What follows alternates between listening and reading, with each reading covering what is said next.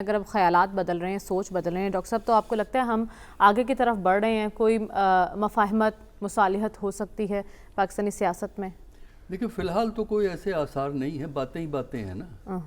دیکھیے یہ اگر تو آپ جمہوریت کو کامیاب کرنا چاہتے ہیں اور آپ چاہتے ہیں کہ انتخابات سے مثبت نتائج برآمد ہو، مثبت نتائج سے ہماری مراد یہ ہے کہ ایک اسٹیبل گورنمنٹ بن جائے، تو اس کے لیے یہ لازم ہے کہ سیاسی جماعتیں بجائے دوسروں جو اپنی مخالف جماعتوں کو خراب کرنے کے، ان پہ کوئی نہ کوئی کمیاں نکالنے کے لیے یہ کام کرنے کی بجائے اگر وہ ایک پازیٹیو رویہ یہ کریں کہ وہ بتائیں کہ وہ آئندہ کیا کرنا چاہتے ہیں۔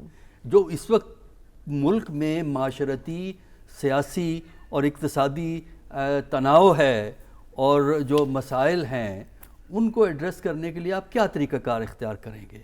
اب اگر تقریریں اٹھا کے دیکھیں، اچھی خاصی تقریریں جو ہیں نا وہ اپنے مخالفین پہ گولہ باری کی بھی ہوتی ہیں، تو چلیے ٹھیک ہے، لوگوں سے نعرے لگوانے کے لیے عام طور پہ جلسوں میں لوگ کرتے ہیں، لیکن وہ تو پریس کانفرنسوں میں یہ بات ہوتی ہے، وہاں تو کوئی تالی نہیں بجا رہا ہوتا، نہ جلسہ عام ہو رہا ہوتا ہے۔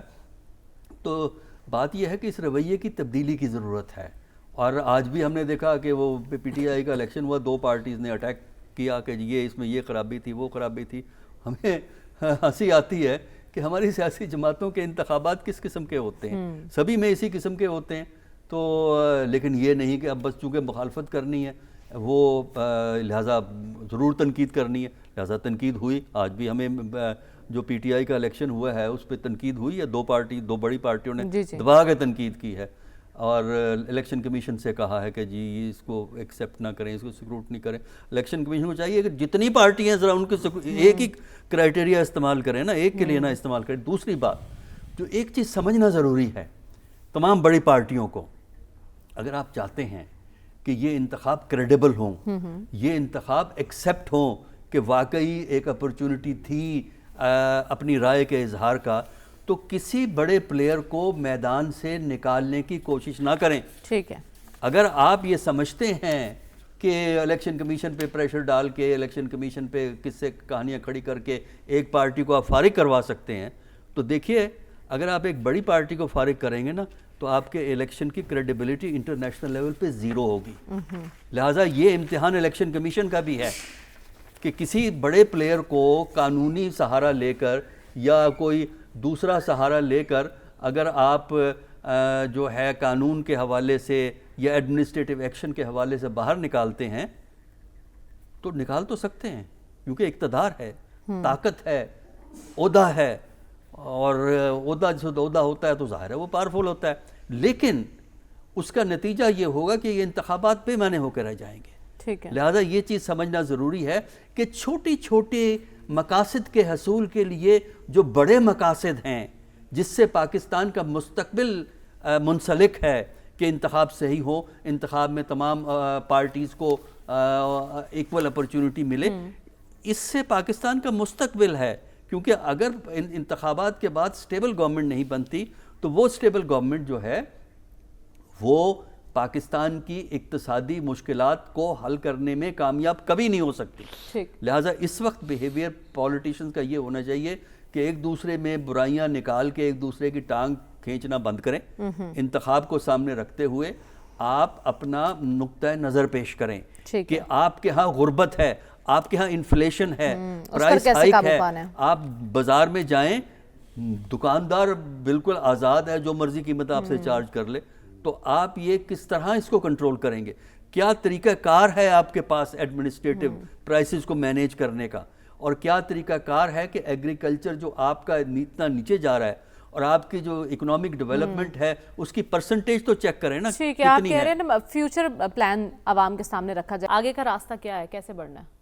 آگے کا راستہ یہ ہے کہ جو ہمارے ہاں جو زوال آیا کہ زبان کا استعمال اور دوسرے پہ الزام لگانا، یہ ایک ہمارا سیاسی کلچر بدلا ہے۔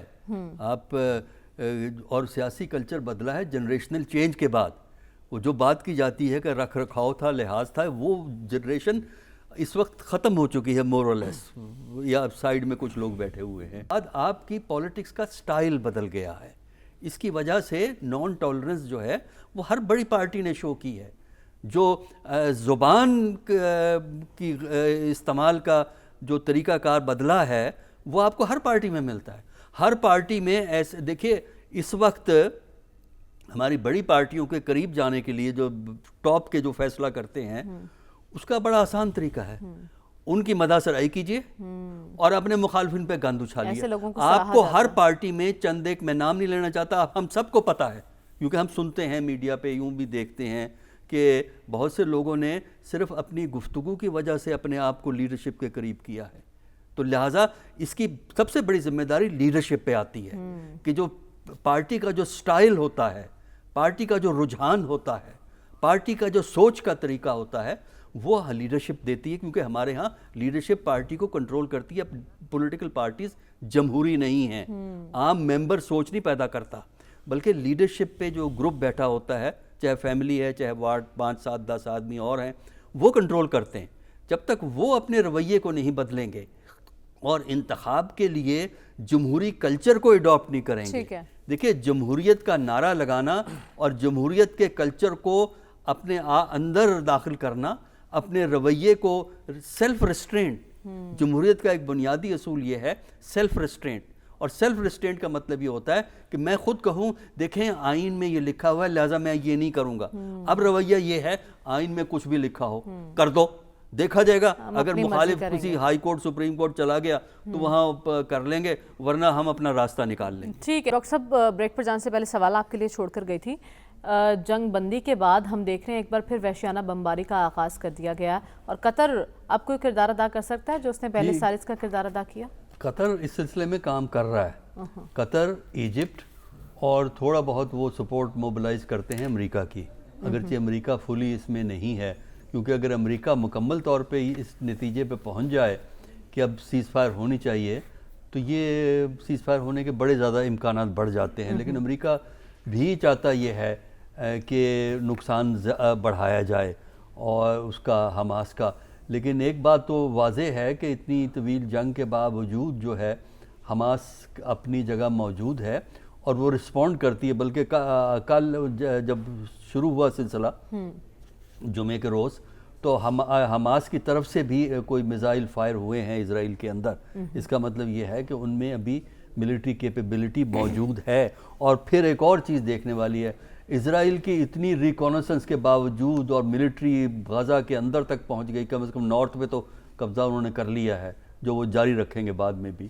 اس کے باوجود وہ لوکیٹ نہیں کر سکے ہیں کہ وہ اس چھوٹے سے خطے میں وہ پریزنرز کہاں ہیں، پریزنرز کہاں رکھے ہوئے ہیں انہوں نے. یعنی اس سے آپ اندازہ کر لیں سسٹم کا. وجہ اس کی یہ ہے کہ ان کی کامیابی کا راز جو ہے وہ ایک کمٹمنٹ ہے ایک نظریے کو، ایک سوچ کو، اور ان کو یہ معلوم ہے کہ عام حالات میں بھی اسرائیل ان کو زندہ نہیں رہنے دے گا. ٹھیک ہے، لہذا وہ کہتے ہیں ٹھیک ہے اگر مرنا ہے تو پھر ہم لڑ کے مریں گے نا، کنفرنٹریشن کریں گے. جہاں قربانی کا جذبہ اتنا سٹرونگ موجود ہو، آپ اس تحریک کو کمزور تو کر سکتے ہیں، وقتی طور پہ ختم نہیں کر سکتے. وہ یہ کہتے ہیں نا ہماری طاقت اسلحہ نہیں، ہماری طاقت ایمان ہے. ایمان ہے اور ایک مقصدیت